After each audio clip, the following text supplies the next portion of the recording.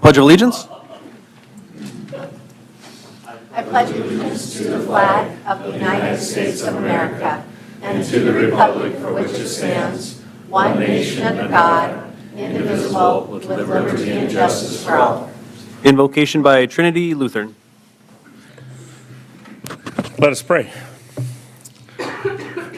Lord God, it is that time of year when things are festive, when lots is happening, when our hearts are lifted high, when maybe we help people in ways we wouldn't help and notice those who struggle.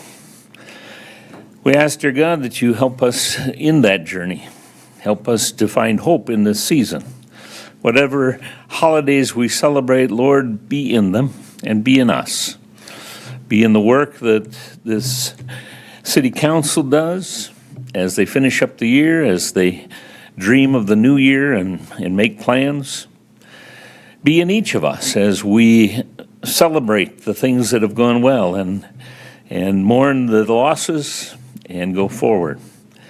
We trust in your presence, Lord, in our lives, and we ask your blessing upon the decisions that are made here tonight and in our own personal lives and in all the ways that you guide us. In Jesus we pray. Amen. Amen. Thank you. Start with the roll call. Barrington. Here. Bathke. Here. Turks. Here. Smith. Here. Sabers. Here. Goldammer. Here. Dosher. McCardle. All right, approval of consent agenda items. Items appearing on the consent agenda may be removed by a city council member for discussion at the beginning of the formal agenda items. Would anyone like to remove anything?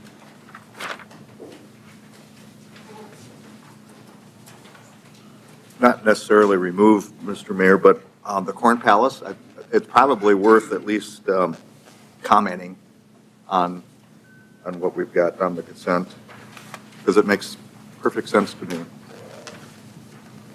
I think you're talking about the fund Yeah, change? yep, the enterprise, yep, Would you like me to comment? sure, okay. You seem to, you do a good job, yes. So we're requesting to move the Corn Palace Fund back into an enterprise fund with the understanding that we know not all of the there's some things that we do at the Corn Palace that aren't necessarily run like a business, like the decorating, but the majority of what we do there is operating like a business. So we wanted to make that change still in 2024. We were trying it out this year as a special revenue fund. But frankly, it's just not working. And you can see that from the number of supplemental requests that we had in the ordinance this year. So I have told a few people, in addition to the supplements that are shown on the ordinance, we also have over $200,000 of revenue above budget. So it's just going to give them the flexibility to operate, continue operating like a business. Some things we can't predict ahead of time. I don't know if that answers the question. Yeah, and you're thinking with state law that it will Yeah. be able to fall within the enterprise? Yep, so as long as the majority of what we're doing, we're operating like a business, we should be okay. So it's okay for us to make it back into the enterprise I fund. think it's very important because then we can track, we know, the corn and the decorating and so forth is a whole lot different than running an event center. So it's going to be nice to make for sure Right. that we show that we're at least breaking even on our event center. So for me, the example that I gave is you might have an event that decides to rent the Corn Palace after we've approved the budget, and that event needs us to hire or to contract ticket takers or event security. We take the tickets online ahead of time, so we have e-ticket fees. We have additional concessions items we have to buy, and then the revenue offsets are increased up in the same way that the expenses are. I will say in previous years, we're not seeing revenue go up when our expenses were, so this year was great. And if we can continue like that, it'll look really good. By doing it right now, it will make sure that when Michelle does all of her financial reports, she doesn't have to switch them for 1 year. We want to keep it the way we've had it, so. And the only other thing that I thought we might want to take a look at, and is there any other discussion about that? Okay. Is I know that it's just through the month of November, but sales tax revenues, I thought they'd be something that might be interesting to discuss. I'm trying to first. Well, that screen's not on either. This, were you? Unless I got turned off.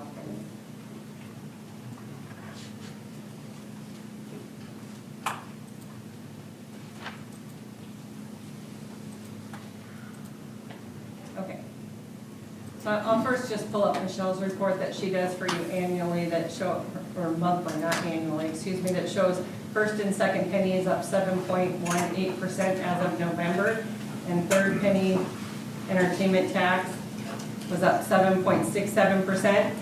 That does vary each year, or each month, depending on when collections are received. I also wanted to just share with you what that looks like compared to budget. Wow, this is really bad. I think this is right here. There we go. So here you can see for 2024, we budgeted an 11.3% increase in sales tax. Right now, we are $835,000 above that collection as of November, so 92% of the year, we had 106% of the budget collected, so we still have December's numbers to add to that. When you look at entertainment tax, again, we budgeted a 10% increase from the previous year's budget. We now have exceeded that budget for 2024, so we're $20,537 above budget. We're at 102% of budget at 92% of the year completed. We did get the first part of December's payments in, and we're still up. Entertainment tax does go down just a little bit. We had a big payment in November and a smaller payment in the first part of December, but as I've said before, that's always with timing with what's going on. Michelle had a good point. We had Thanksgiving in there too, so that always affects it a little bit. The good thing is we're still up from last year's numbers, and we're up above what our budget was for 2024. And could you show us, like, historically what December typically does for the budget? So, well, actually, I'm going to go over here. Well, that's not going to happen, actually. So you have to double this.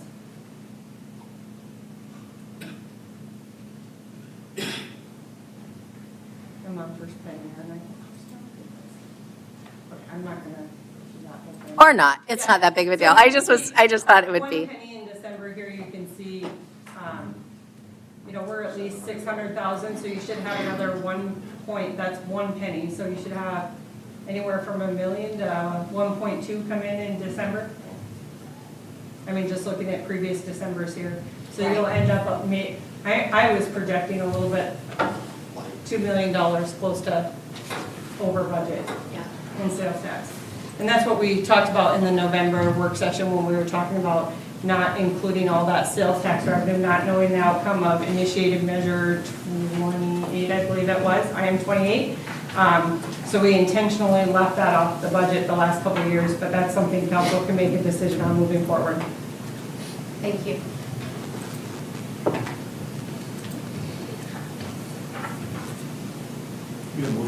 I'll entertain a motion. Move approval. Oh, second.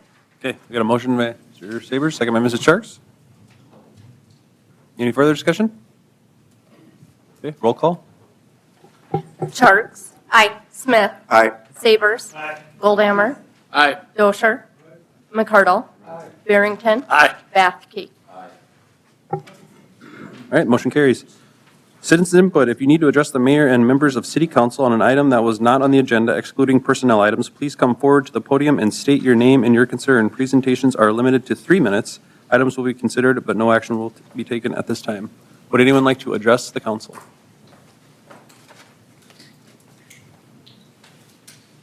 My name is Karen Pooley, and I'm from the Mitchell Food Pantry, and I'm here to report on the Thanksgiving turkey meal that we gave away. We had planned to do 200, but the turkeys kept coming in, unbeknownst to us. So by Saturday morning, we had planned 231 boxes. However, we had an additional 22 turkeys. So 22 people got turkeys and no box of groceries.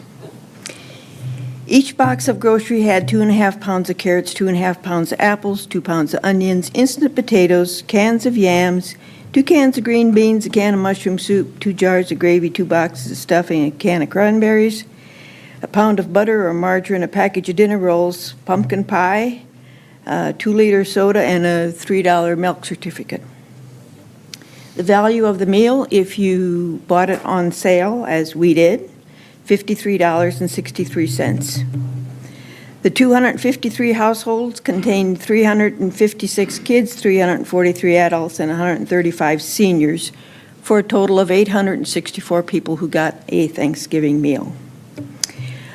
Most of the people came from Mitchell, but they also came from Alexandria, Artesian, Chamberlain, Delmont, Emery, Ethan, Fulton, Mount Vernon, Olivet, Parkson, Blankington, Stickney, and Wagner.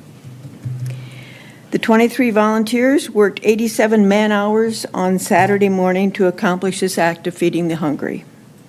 So thanks to the mayor and the city council and the traffic department for helping us. Thank you for doing it.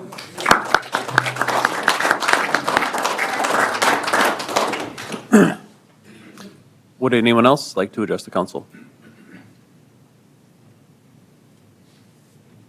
Okay, hearing none, we'll move on to mayor and city council discussion items. I just had one thing. At the recent Corn Palace Board meeting, we discussed some rate increases.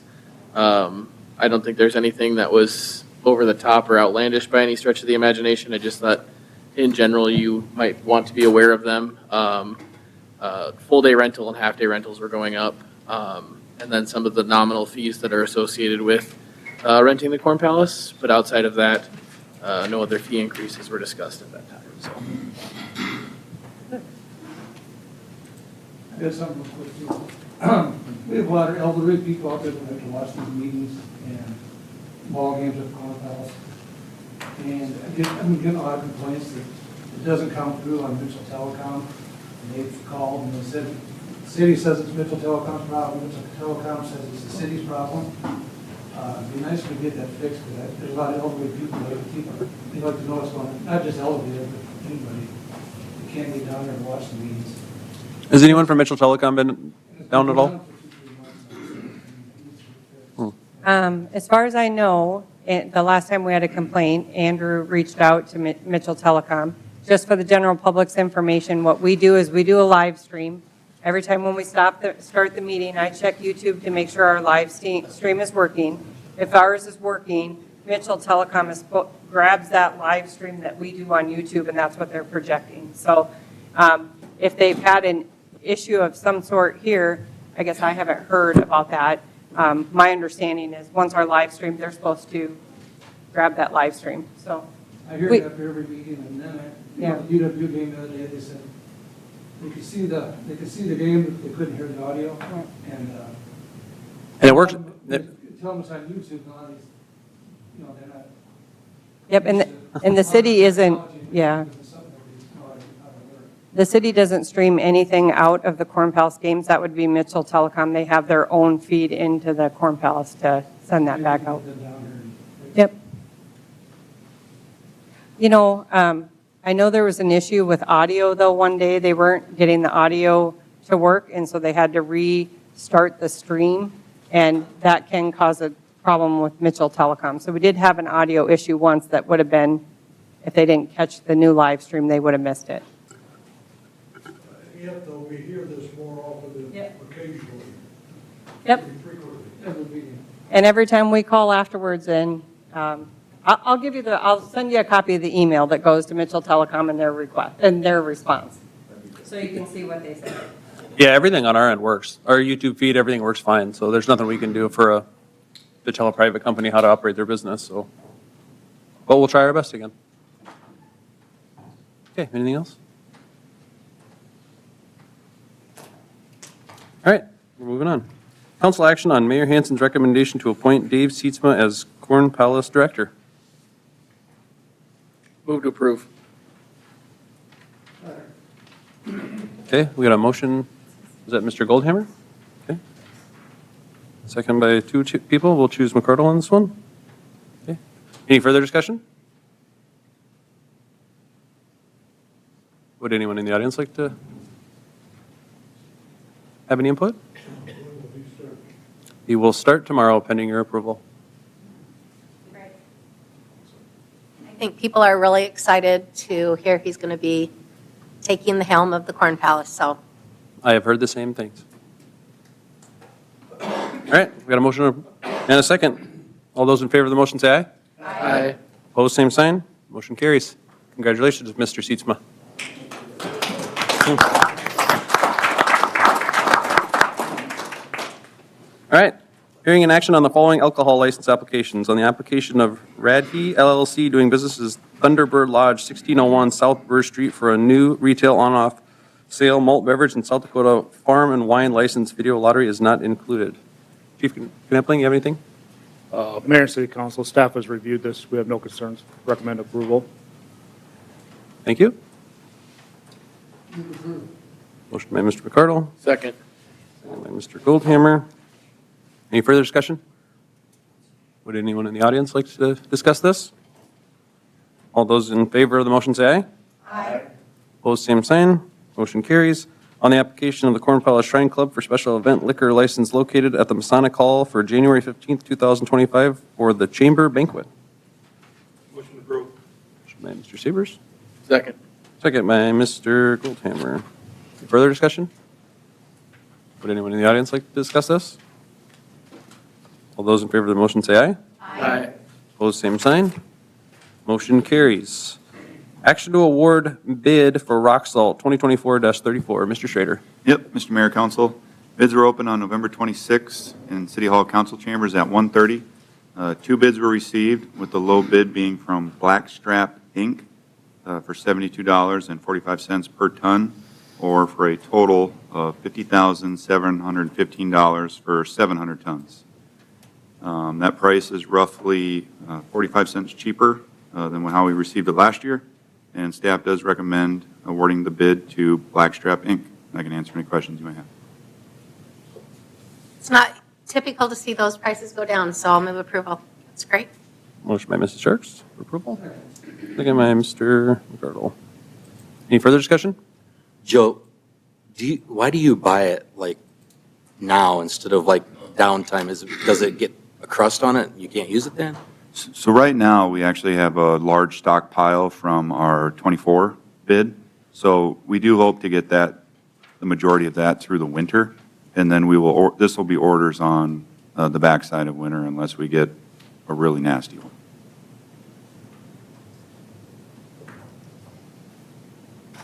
Okay, any further discussion? Would anyone in the audience like to discuss this? Where does it come from? I believe this company is out of Nebraska. Just curious. Yep. Okay, anything else?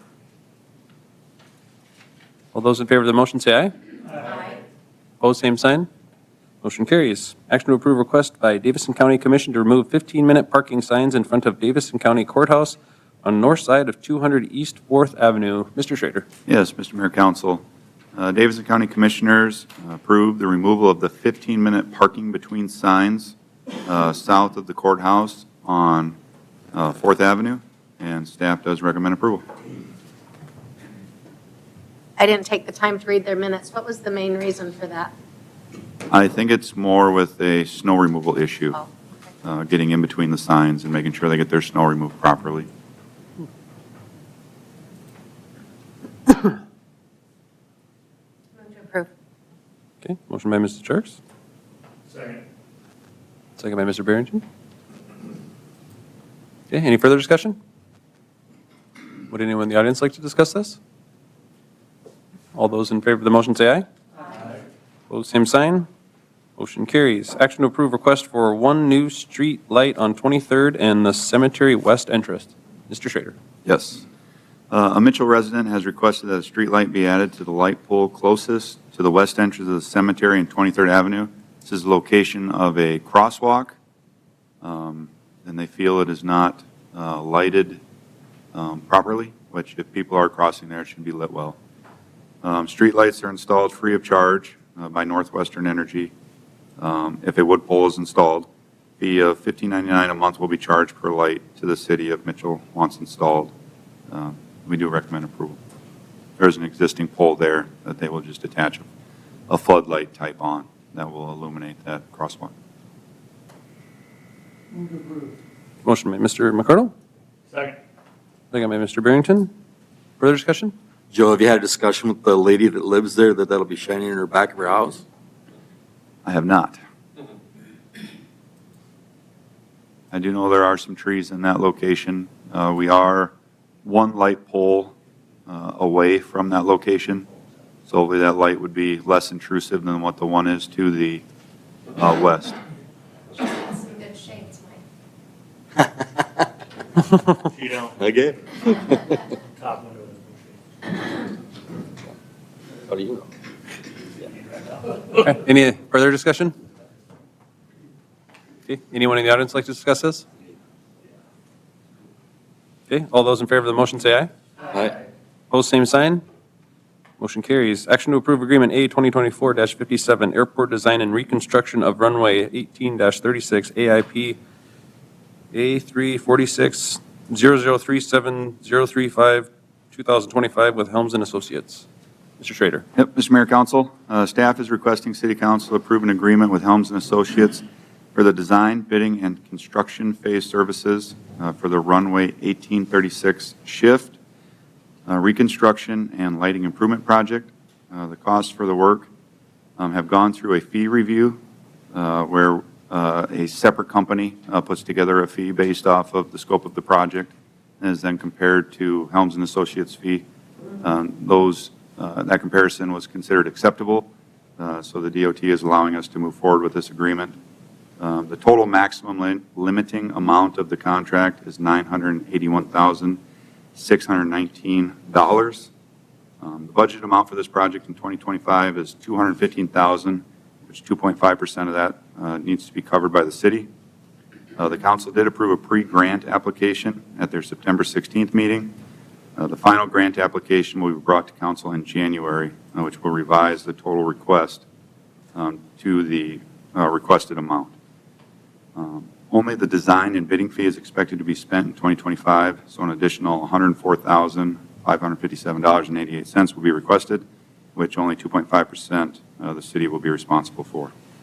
Staff does recommend council approval of the engineering services to Helms and Associates, and I can answer any questions you may have.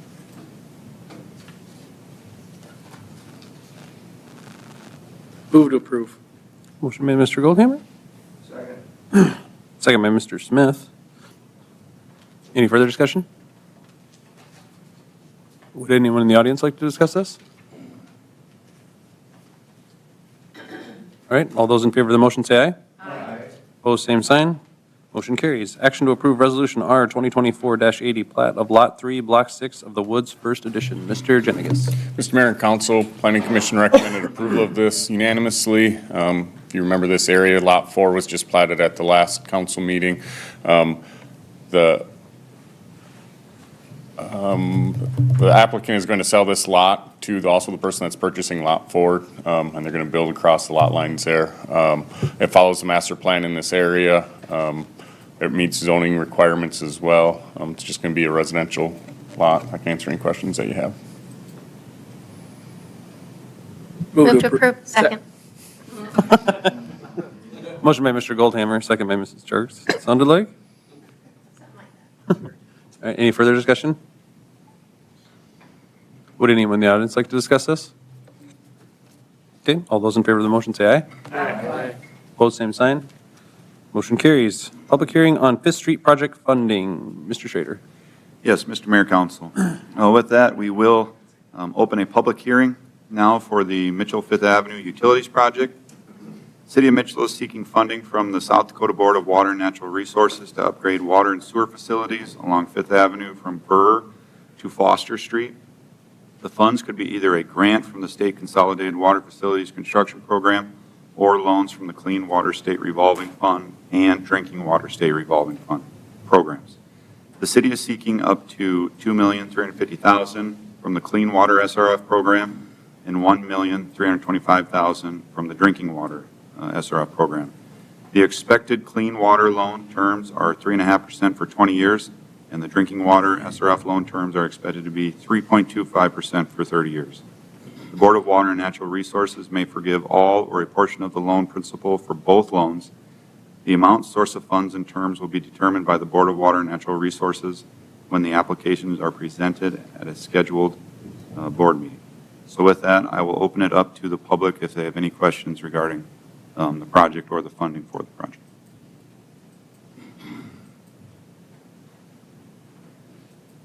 With no one coming forward, we will close the public hearing and move to the resolution. Action to approve Resolution R 2024-81, authorizing applications for financial assistance for Fifth and Main to Foster, and authorizing the mayor as the designated signatory for the project. Yep, Mr. Mayor, Council. So this resolution authorizes the mayor to sign the two applications. Again, this is for a clean water SRF loan as well as a drinking water SRF loan. The term is for the clean water, 20 years at 3.5% for a loan amount of $2,350,000, and for the drinking water, 30 years at a rate of 3.25% for a total cost of $1,325,000, a loan amount, not total cost, but loan amount. And with that, I do recommend approval, and I can answer any questions you may have. So what do you think our odds are, Joe, with this? Have you kind of discussed it to see if we're going to be eligible? Is there a lot of projects that are vying for this money? You know, it's loan, or the grants are based off of our rates. We have been seeing that we have been getting more grant dollars than what we have in the past, just because our rates are qualifying us for grants, which is good. So I think the loans will be approved by the state at a minimum. What's approximately the age of what we're replacing? I want to say it's in the 19 teens. Wow. So, and it's 4-inch water main. We've been kind of focusing our projects into the original cast iron 4-inch water mains, and this is one of those locations. First Avenue that we've been looking at is another one of those locations that has older 4-inch water mains that we've been kind of prioritizing replacing.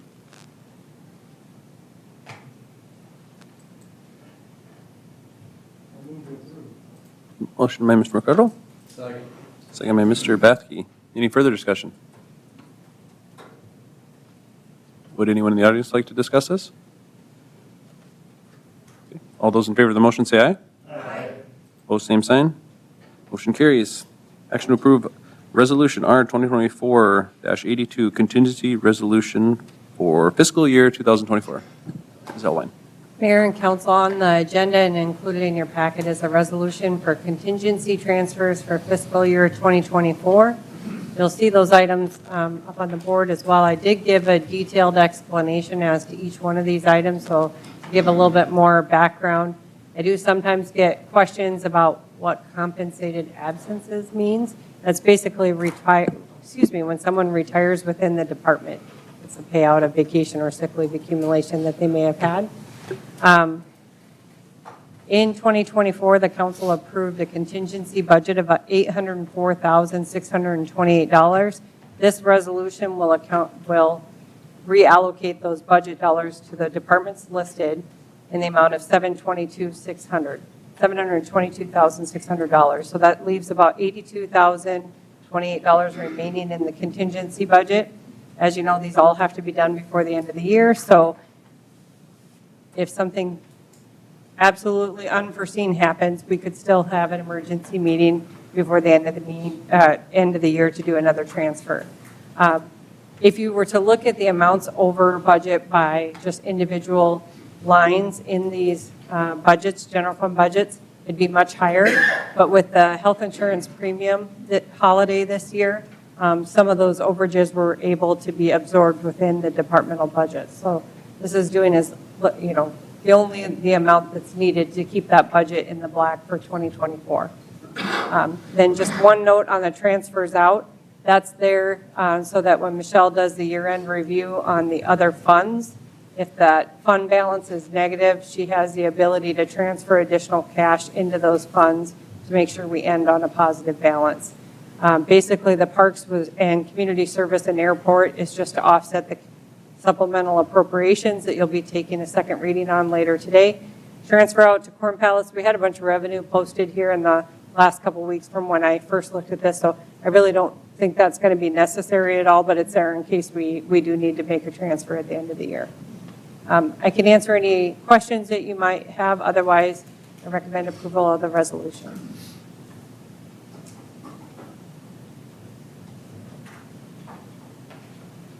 Move to approve. Motion by Mrs. Sharks for approval. Second. Second by Mr. Goldhammer. Any further discussion? Would anyone in the audience like to discuss this?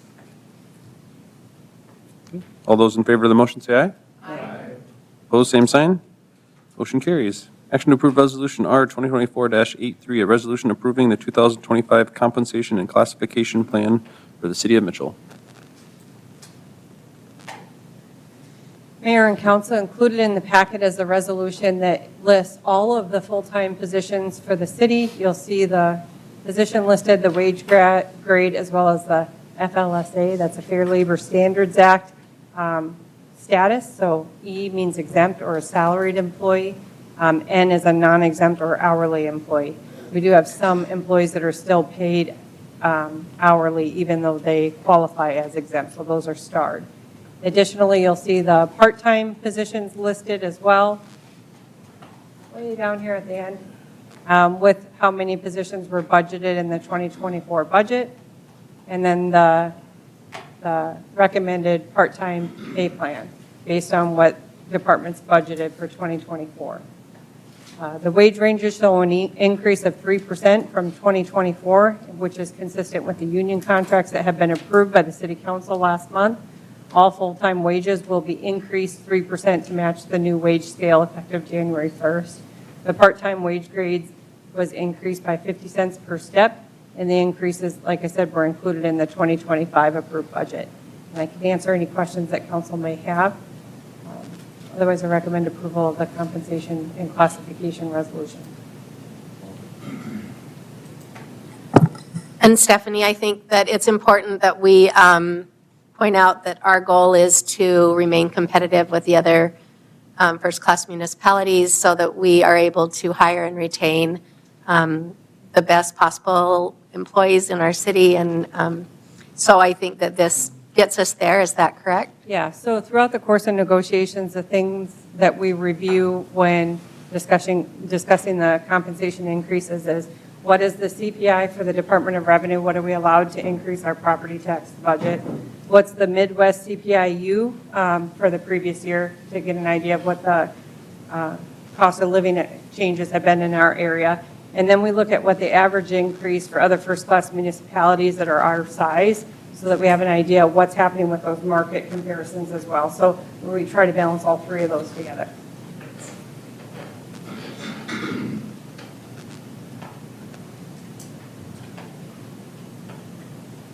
Did I say move to approve? I will. Okay, sounds great. Thank you. Motion by Mrs. Sharks. Second by Mr. Smith. Any further discussion? Would anyone in the audience like to discuss this? Okay. All those in favor of the motion say aye. Aye. Opposed, same sign. Motion carries. Second reading on ordinance O 2024-13 supplemental appropriation ordinance for the City of Mitchell, Davidson County, South Dakota for fiscal year 2024. Ms. Elwine. Mayor and council, there were some changes from the first reading on this ordinance. Those changes are highlighted for you on the attachment and up on the screen here. Basically, the dollar amounts were increased based on where we currently are in budget. I do want to point this one out because it's under the city council budget, but we are a pass-through for the CDBG grant that the Mitchell area, the Safe House is getting. So we basically write the check and then we receive the funds from the state or the grant funds in. So that's how much we've spent out in the grant. We get that back in revenue. Now we're just putting that into the budget to offset it. The rest of the items here, Park and Rec Fund, like I just said, in the contingency transfer, we have some cash going to compensate for these potential budget overages. As you can see, a lot of them are either unforeseen items with repairs and maintenance. We have retirements, and then we had a couple things that were approved by council throughout the year. Like we had a change order on the press box. We had, actually, I don't think it was a change order. That was the actual bid amounts that came in. Yes, okay, Kevin says yes. The mosquito program, we did some extra spraying this year because of the flooding. And then we have some more compensated absences, which are retirements. And again, back to that Corn Palace. with all of those individual budget lines. We won't have to do this next year now that we'll have that classified as an enterprise fund again.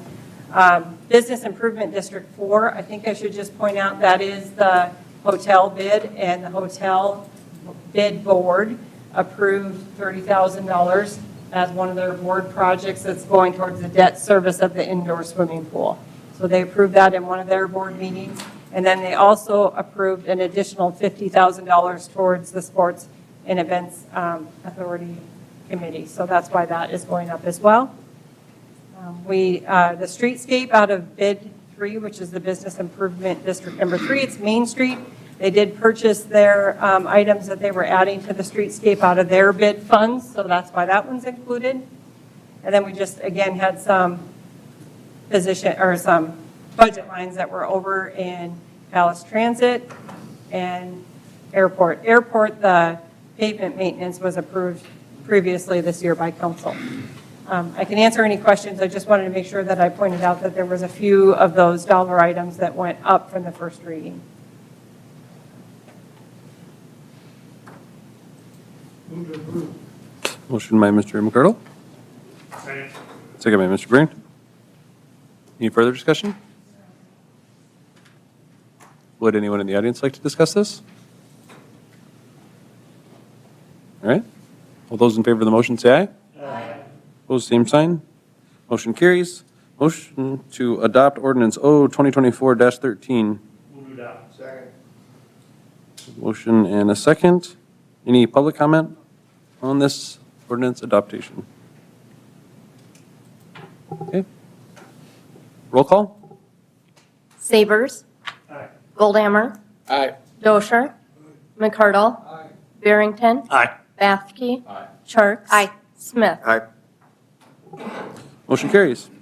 First reading on ordinance O 2024-14, updating hours of operation for medical cannabis dispensaries. Mr. Johnson. All right, so this one's really simple. We had our discussion on this topic at the last council meeting. The instruction at that point was to amend those medical dispensary operating hours currently from 8 a.m. to 8 p.m., extend those from 8 a.m. to now 10 p.m. So that's really the only purpose of the ordinance, and you can open it up to questions if there are any. Motion approved. Motion by Mr. Sabers, Second. second by Mr. Goldhammer. Any further discussion? Would anyone in the audience like to discuss this? Okay, all those in favor of the motion say aye. Aye. Opposed, same sign. Motion carries. Discussion on medical cannabis dispensary buffer zones. Mr. Johnson. Stephanie, if you just want to have the map. All right, so this is following up on Councilman Goldhammer's comments from our discussion at the last meeting on the medical cannabis operations. At that time, he suggested we take a look at adding parks to the list of items where we utilize buffer zones. So Public Works Department worked on updating this map to show where those areas might be. You'll see those in the kind of yellow highlighted areas on the map in front of you. One mistake I want to point out in the staff report is I did have a little bit of discussion in there about those possibly being a little bit bigger based on where the right-of-way sits. I had forgotten that we took that part out of the ordinance because we were having problems with it, so these should actually be pretty accurate. I put in the staff report the areas that appear to be mostly impacted or impacted the most, those being up near the airport. You just want me to do it, Stephanie? So up here near the airport, there would be a number of areas that would be eligible that you'd be likely excluding all of them.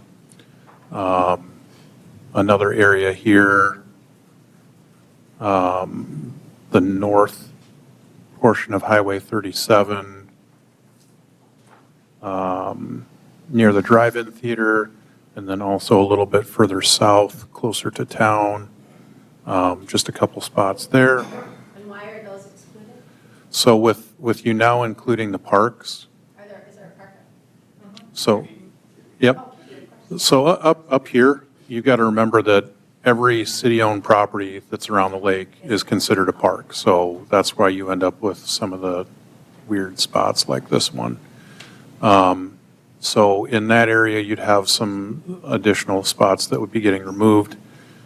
Also down in this location, which unfortunately this one didn't get marked on the map because this is the campground area. So that one was left off the map, but that is going to end up being excluded.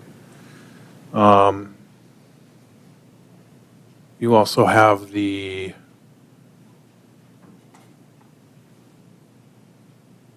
takes a while for this one to load. So you've got an area over here, kind of. So all of the red areas that you see here are areas that are already excluded. So it's really just these yellow highlighted areas that would be new exclusions. This blue area that you see would be areas that are zoned to allow for any type of cannabis business. So the other area I was mentioning over by the Toshiba, there was a possibility of having some in that location. A small area south of Hitchcock Park that would end up getting excluded. Pretty much anything else in the central business area would now be excluded. And also a number of locations north and south of Dry Run Creek would end up getting excluded. And then also pretty much anything west of the bypass between 8th and 15th. But I guess as you can see, a lot of the parks within the town are already located within areas that would be excluded. You got to remember that the schools have the larger 1,000-foot buffer as opposed to the 300 that we set for the classifications that we have. So all in all, there aren't a whole lot of areas that you're going to be adding. Another thing to keep in mind is just because you see all of this area that is still remaining in blue, a lot of that is either developed or not available to actually site a cannabis dispensary at any of those locations. So that's still something that would have to be considered on a case-by-case basis. So I guess with that, we can open it up to further discussion. Justin, are there any of the existing dispensaries that would be excluded? I mean, obviously, the one on Main Street is the one that comes to mind. Is that correct? My thought would be is if we were going to implement this, any of the existing dispensaries, we would essentially grandfather them in, yeah. But let's say hypothetically, are there any others besides the one on Main Street that would have been excluded? Both of the ones on Main Street would be excluded. You've got the one on the south at First and then the one just south of Slumberland there. Both of those would end up being excluded. The one down by Walmart would not be. I'm trying to think back at other locations that we've approved. Off the interstate? The one just off the exit ramp there, with the way that we redid things for the school, that one wasn't going to be within that zone anymore, and there's not a park in that location. So that was the problem with that one. Justin, this falls under a zoning restriction, correct? Right. And so would they, if we were to look at doing this, would there be a possibility that someone could just ask for a conditional use? I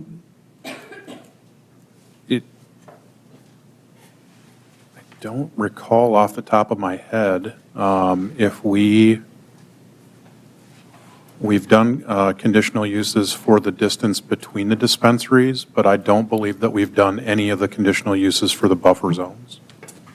It would actually be a variance that you'd be requesting for that. It does state that in our zoning code for that you can request a variance for any of those buffers. Okay, so I guess the point I'm trying to make is that if we were to move forward with this, there would still be a possibility that if somebody wanted to build in a place that would then be restricted based off this map, that they could ask for that variance as a part of what they're doing. And so that way, in my mind, the council then has the first right of refusal on building or design plans that we would otherwise not have based on where they're building or what the design is on those concepts. Did you do any research, Justin, about like other towns, how they do theirs? It varies all over the place. Zoning is one of the few things that really is personalized to an individual community. So I don't think I could give you a direct comparison.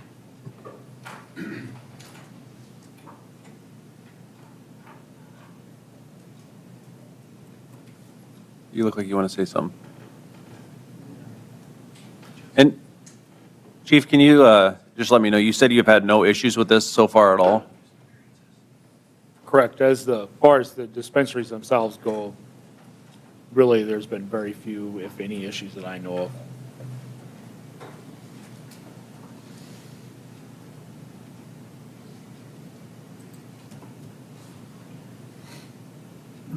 So, Stefan, we talked about this the other day. So the veterans, obviously, it's called Veterans Park and Rotary Park. Are they actually declared parks in our ordinances, or are they plazas?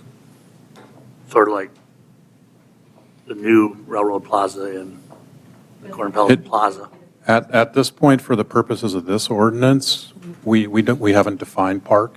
The way that we would consider it for, something like the sex offender registry versus how it might be considered under the zoning code, they might not match up one-to-one. So I think if we were going to add parks to this, we would also add a definition of what we're considering a park. Okay.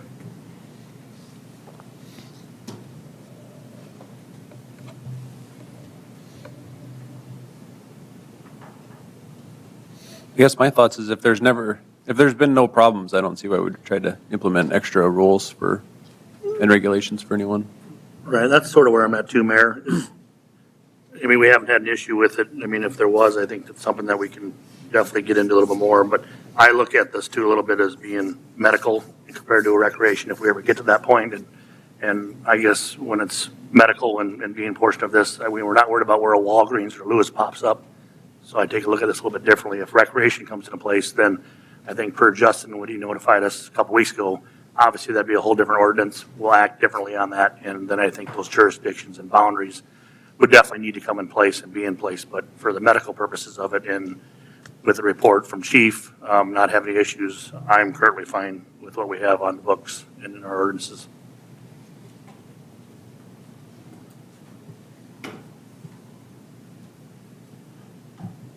And I do just want to reiterate again that our existing medical cannabis licenses, we have language built directly into that ordinance that says that it's not an automatic shoe-in to being able to do recreational. And if there was ever recreational coming, we would pass additional zoning regulations at that time to deal with those uses. Yeah, thank you for adding that, Justin. What do we have, 2 open? For the dispensary licenses, yes. Yep. No, 2 open. I should say, sorry, that would be as of January 1st. We've still got 1 that would be active through the end of this year, but they're not operational.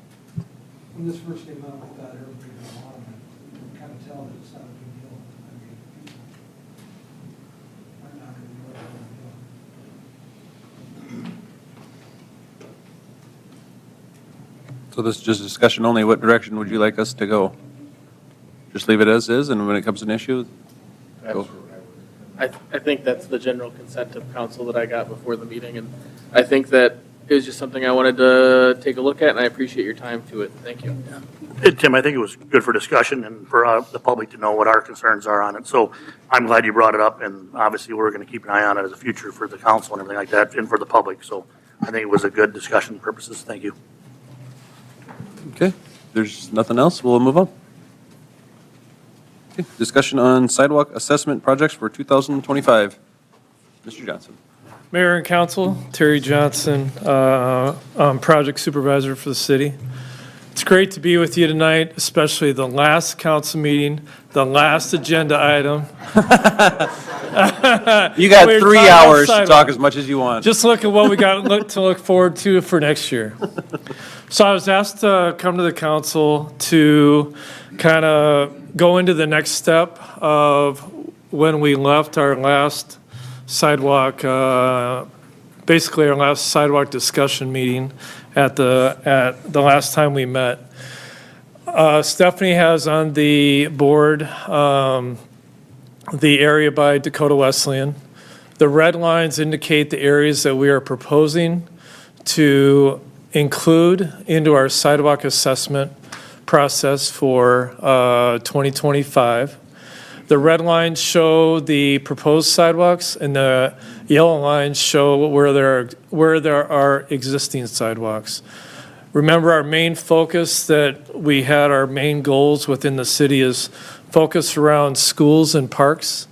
And let's start connecting sidewalks where there are none. So this is a way to get sidewalks more around the schools and parks. And in this area, we're focusing on 2 areas. We have a park, and we have a school, and we have a university. And we're trying to get areas connected so people don't have to walk in the street in order to get from point A to point B. So this is that. And we've been focusing on this area for a while. This has been part of our 3-year, 5-year sidewalk plan for many years. So it's nice to get back to this area. So we could, does anybody got a question or want to change anything in this area? I personally think we should go after the people who said they're gonna put sidewalks in and never did put them in. I mean, they dodged the system by not having sidewalks. Okay. I mean, those people for years have had one not having sidewalks. So let's talk about that a little bit, because we've talked about it a number of times. But if you give me direction to go on whatever you want me to go to, I'll take that ring. So we could go after just the people that didn't do it as part of the building code. But then there was also discussion that we have also people that built before that zone, before that building code, that the sidewalks would not connect to anything. So the last time we kind of talked about this code enforcement issue, we kind of talked, let's work on an area.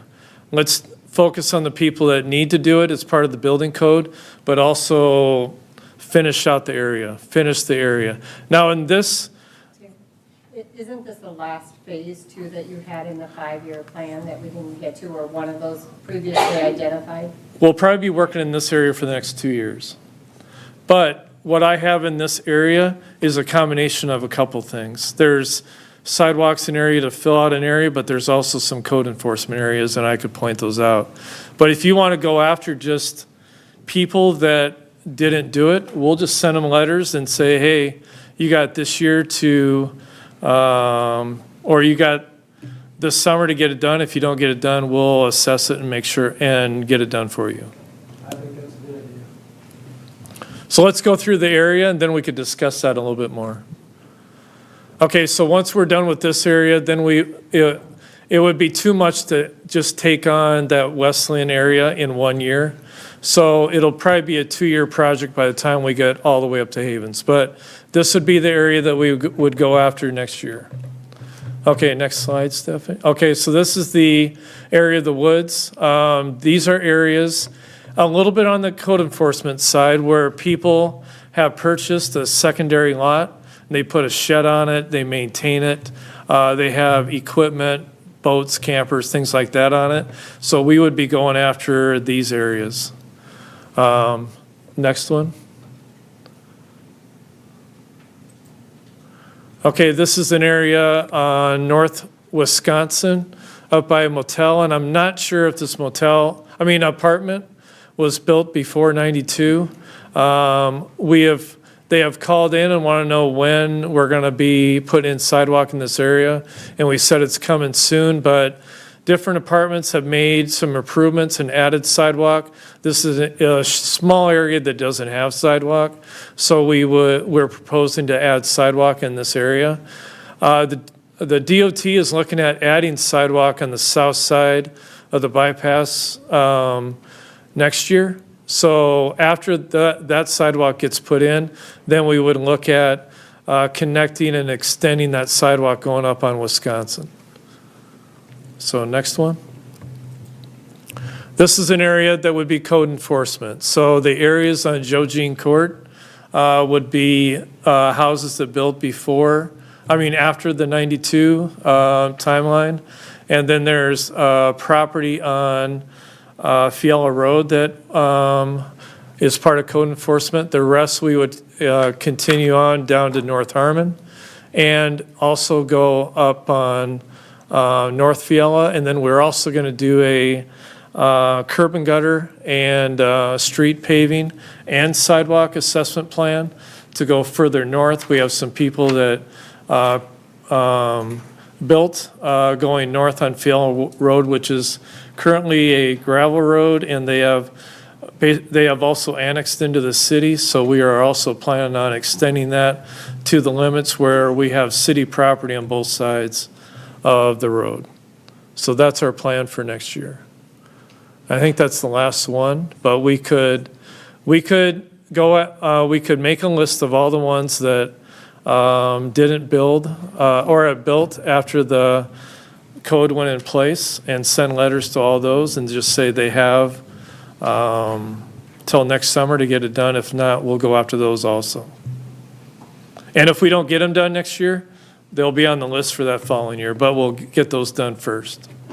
And then we could connect the areas after that. So do we have that list already, Terry? We have the list. We put it together a couple years ago, but let's go through it, update it, and make sure that we're giving you guys so we'll bring this up in a January meeting. And then that way I got consent from you guys to move forward on that, and then we'll put together our assessment hearings probably in February and March and send people letters and start moving forward. Terry, what's the options? The city has contract somebody? The city will bid out. Or you can put it in yourself? Okay, so you have the first option. The property owners have the first option to do their sidewalk themselves. Or the city will bid out a project that will include all these areas for sidewalks.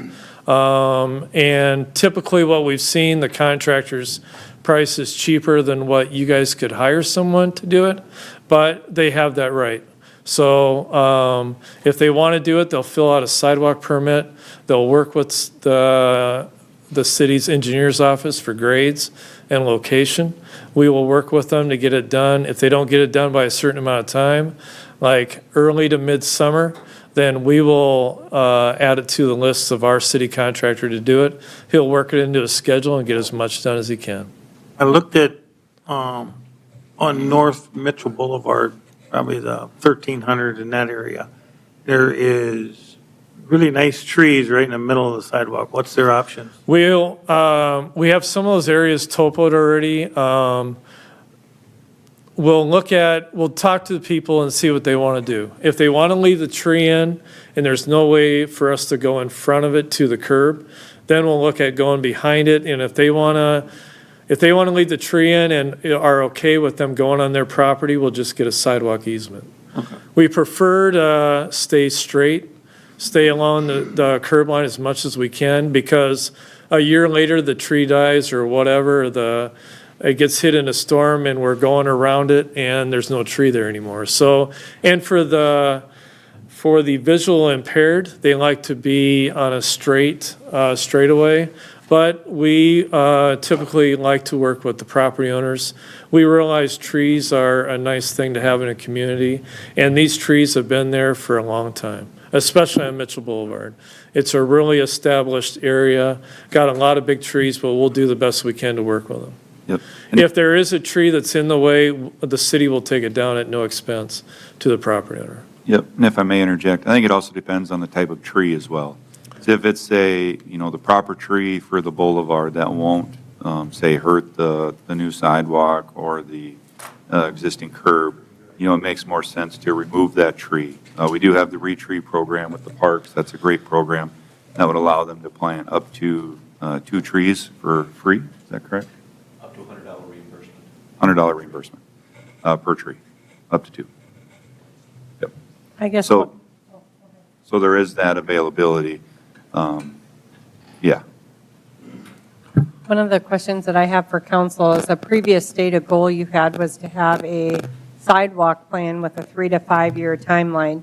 And we showed that on our website. We notified people, so people knew that their sidewalk was coming up. Sometimes we had people add theirs on at our price. Sometimes they had theirs done on their own before we got to their neighborhood. But the intent was for transparency for the public and to give them a heads up because it kind of helped alleviate some of the concerns we were getting.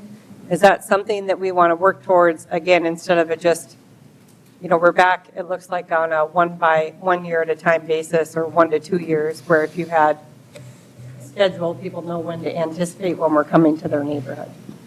And I think another thing to think about is whether you're doing individuals or you're doing entire neighborhoods, from an engineering staff standpoint, regardless if we're doing individuals or we're doing the overall, you almost have to design the overall. Because if someone just goes and puts their sidewalk on their lot without elevations, it might work for their lot, but it might not work for the next lot. So then we have a situation where we either are removing concrete in order to get those to match in, or we're drastically affecting someone's yard because their neighbor beat them to it. And maybe that's good or bad, I don't know.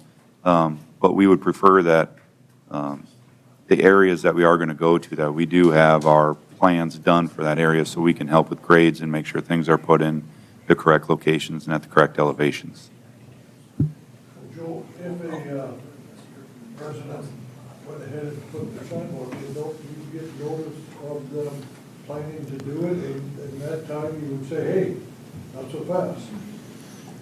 So in our newer developments, those sidewalks are already designed by the developers and the engineers that they hire. These that we're talking about, like in these neighborhoods, there are no sidewalk plans put together unless we design them. So if, let's say someone does want to, and we don't have a plan ready, we'll come out there and we'll look at it, and we'll put together, a preliminary plan for that lot and how we think things are going to tie together. But if we expected my staff to do that for every single one that needed to happen within 2 weeks to a month, I think we'd be stretched pretty thin, especially in summer, to accomplish those in what some people might consider an acceptable time frame. Another answer to that is a lot of times, John, we don't find out until after it gets put in what the grades are. They don't always get a hold of us, but we try to do the best we can to kind of keep an eye on areas that are getting put in. We'll stop the contractor, say, hey, we need to look at that. We need to check it. So we do the best we can with the amount of work that we're doing right now. Sure. Well, and if you're going to put people on notice that, your property is on our plan for the future, whether it happens this year, now you can do it yourself, we ought to tell them, but don't do it yourself until you get an okay. Yeah. How long would everything you have laid out here today take? This be a 1 year plan, a 2 year plan, a 3 year plan? This is going to be, I think we could get it done in a year. It all depends on how many contractors we get lined up or how much work. I think the earlier we could get this out and ready to go, I think the more time frame, and we'll bid it out in different schedules. There's no reason why we couldn't get a couple different contractors bid on a separate schedule. Yeah. So Terry, I like what you've laid out for 2025, and I know Stephanie referred to it a little bit ago, is trying to get a little bit more of a notice out there for not necessarily a 2 year plan. I mean, it could be like that, but obviously we're meeting here today in December for 2025. For 2026, is there any reason why we can't meet early summer for what proposal is, so people have a little bit more timeline? I agree with Stephanie. It's a huge financial burden it can be to most people, and anything we can get to them in their plate, earlier to save up or whatever they got to do for finances wise, I think would be out of respect for our citizens out there that need to get sidewalks installed. So We could definitely early to middle summer, put together a 3 year plan that could be kind of our steps that we're going to move towards. And we could have like some code enforcement in each one of those years. or we could do them all in 1 year or whatever. But then if we don't get them all done, then that first year would roll into the second year. And that's kind of how we were working on this before we kind of dropped off a little bit. But that's kind of how we were running the last couple of years. Yeah, I think if we can get to the forefront of the table, where people are getting noticed at least a good year in advance of what's going on, knowing that years 2 and 3 are, as we all know, subject to change. But I just like a little bit more like it's that year notice than right now we're doing like a 6-month notice, I guess, is what I'm trying to get at. And just, they do get a little bit more notice. So they'll get a notice probably in, I'm hoping March, April of our sidewalk hearing. Then we'll build it this summer. They don't start making payments until next year, would be their first year. And then they could pay it lump sum with no interest, or it could go on their taxes for 5 years at 8% interest. So they do get a little bit of a notice, but yeah, we could give them more. Terry, could you explain to me, like, so you have some really nice long stretches there, and you have some scattered around. How do you deal with that with a contractor coming in? Because I've heard you say this before, that you have a problem with them finishing that schedule. Do you hold back on some of those longer runs so you know they finished? Well, I'm getting at it, just we don't get this all done. We forgot this piece here, the contractor didn't get it. And we're back here again.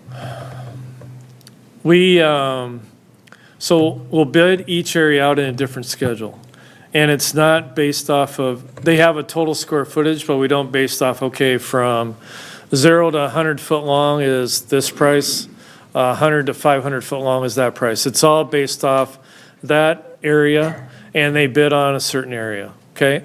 If they don't get it done, and say if I don't feel that they spent a good number of time, or they got rained out, or they had some issues, but if they at least paid a good attention, I tell them, okay, I'll roll this into the following year without no penalty, but you need to get it done right away. And so we'll stay on them and we'll stick on them to make sure that, hey, where are you at on this? We need to get this done. Just like when we do an engineering project, we try to focus on their timeline, their schedule, and push them and try to make sure that it gets done. The problem we have is miscellaneous concrete around town where it's a little piece here, it's a little piece there. Here, we got bigger areas and bigger chunks that is easier to try to get filled in than we have miscellaneous concrete areas around town. So good question. So what it sounds like is you guys would be okay with going forward with this, and then what McCardle had brought up with the extra, those guys that are not currently to building code, send out letters. Right. So we'll do this and that, and then maybe also work on a 3-year plan, Yeah. so then people know what's going on in the future. And then we'll maybe do a 50-year plan, and then we don't have to worry about it. We'll bring back that list, but it's not as many as you think it is. So, but we'll bring that list back in January. We'll go through it. Like update 30 our or 50 list. or 100? How many do you think there are? Under, I'm going to say around 50. Okay. It's not bad when you look at the number of houses that have been built on.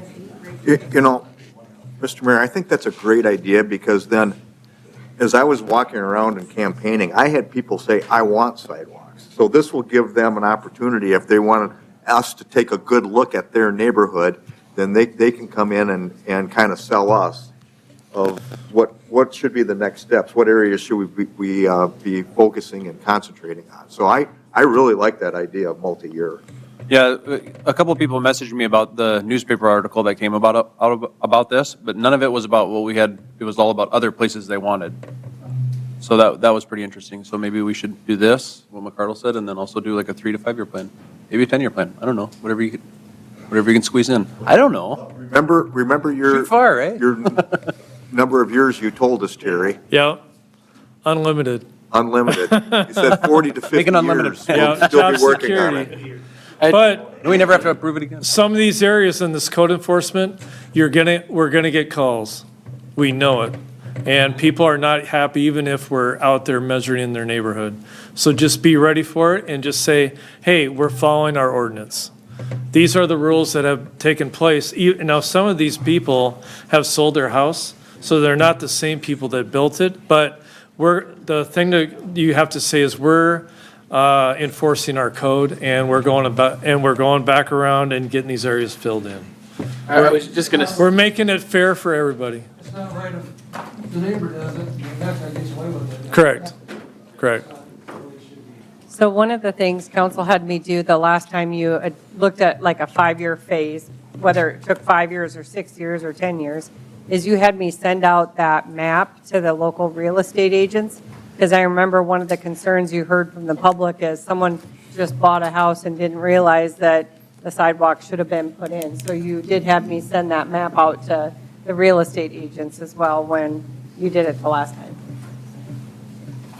Mitchell Boulevard in Minnesota were on the 5-year plan when COVID hit. And we were going to be the next year, 2020, that's where I live. And we were going to be in 2020, and then when COVID hit, it just kind of went by the wayside. But so, I mean, we did have a 5-year plan because I was watching the years go by. And, yeah. That was 5 years ago. And it came. That COVID hit. The only good thing that COVID. All right. Thank you. Okay. Thanks, Terry. Okay, anything else? All right, we're adjourned.